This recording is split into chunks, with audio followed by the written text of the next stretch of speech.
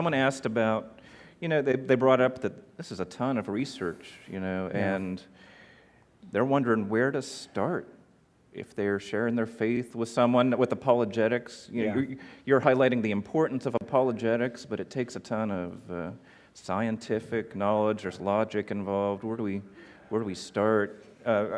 Not just studying it, but presenting this information. So, that's a tough question, right? Because, what I'm suggesting... No PowerPoint for that one? Yeah, no, actually...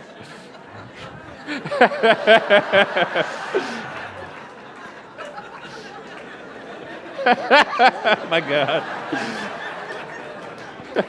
Give me a second. And I, of course, will have something to show you. Okay, so let me, while I'm talk awkwardly amongst yourselves while I scan through my PowerPoint here. Let's see here. I think it's right. I think it's right here, as a matter of fact. Sorry, guys. You're apologizing to the audience? They're like going, oh, gosh, I can't wait to see more of Jim's PowerPoint. You better be saying that anyway. So I think here's what I would say about it. Yes, the version of Christianity that I'm suggesting we need to engage in is a much more labor-intensive version. I'll just be honest with you. It is. It seems to me that if anyone's capable of doing it, though, it's your group. Because what I'm seeing in this group, and I think this is, so I got saved in a huge church. And you may have feelings about Saddleback Church in California. I mean, you've heard it, I'm sure, Rick Warren's church. And I was there for 3 years on staff, and then I went from there to a church of about 250. And at the end of that time, I planted a church, which was a house church. So it's very similar to what you guys do. And it was a church of about 50. I took my garage and blew it out. And every time we got to 60, we just planted another church. Probably the same kind of model you guys do, right? Similar. So, it sounds similar. So I would do that probably about every 2 months. It would get to 60 again, and we'd have to plant something. So it was crazy, right? Like mine. And I will tell you. Oh, thank you. I don't know why you're applauding, but okay. I can't even find my PowerPoint. Dang it. Yeah. I can't answer the question. So we would do this, and I felt like in that setting we were pretty committed. Because probably like your meetings, right? We would meet at 5 o'clock. We were sharing a church. When I planted this church, we were sharing a church with another facility in Southern California. So we only had availability to the church on Saturday nights because they were having church services on Sunday, and we couldn't afford our own church.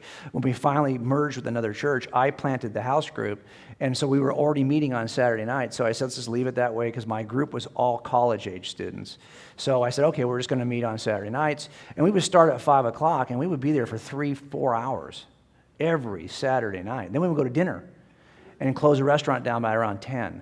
So it asked for 5 hours of weekly commitment, which to you guys sounds like nothing, right? Because you're already committing hours. But for most Christians, we're not committing 5 hours a week to a church meeting.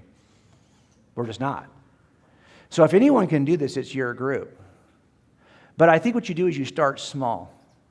So there's 8 pieces of evidence we talked about here. Not all 8 of those are interesting to you guys. Some of those are like, it's cool, but not my thing.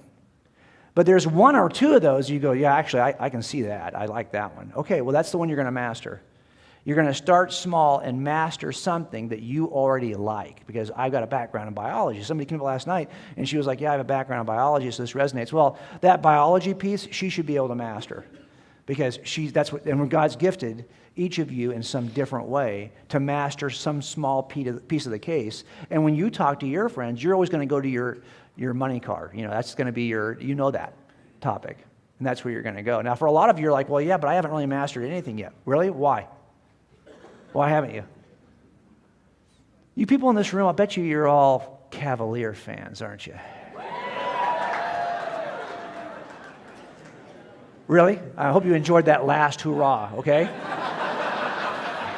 Rubbing it in. Now that LeBron has been torn off the side of the building and is living in Brentwood, I'm not a Lakers fan, okay? But I'm just saying, the reason why I asked that question is because I'll bet you don't only know that last year's history with the Cavaliers, you probably know 5 years of history of the Cavaliers.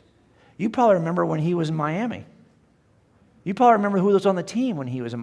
Really? Some of you know who was playing on the Cavaliers while LeBron was in Miami. You know who was coaching.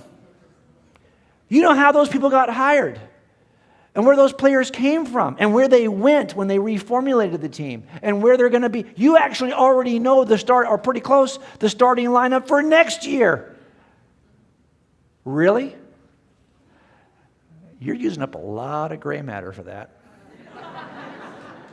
So my suggestion is, and by the way, I do the same thing, but my suggestion is it's about reprioritizing. It's about you saying, well, you love something so much that you could have a 2-hour conversation with a buddy about that topic.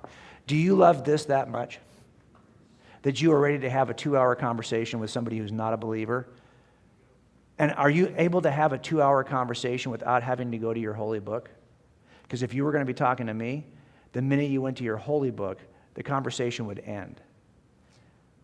You're going to have to get me there a different way. Now, it turns out your holy book accurately describes the world the way it really is, but you couldn't start there with me. You'd have to master the other stuff first to get me to pay attention. Because I would think, well, if you're a Christian and you believe all of that, well, I agree with you on that stuff. Let me see your holy book. Now I can look at it. So my question is, are you that interested in this to exchange your interest in the Cavaliers?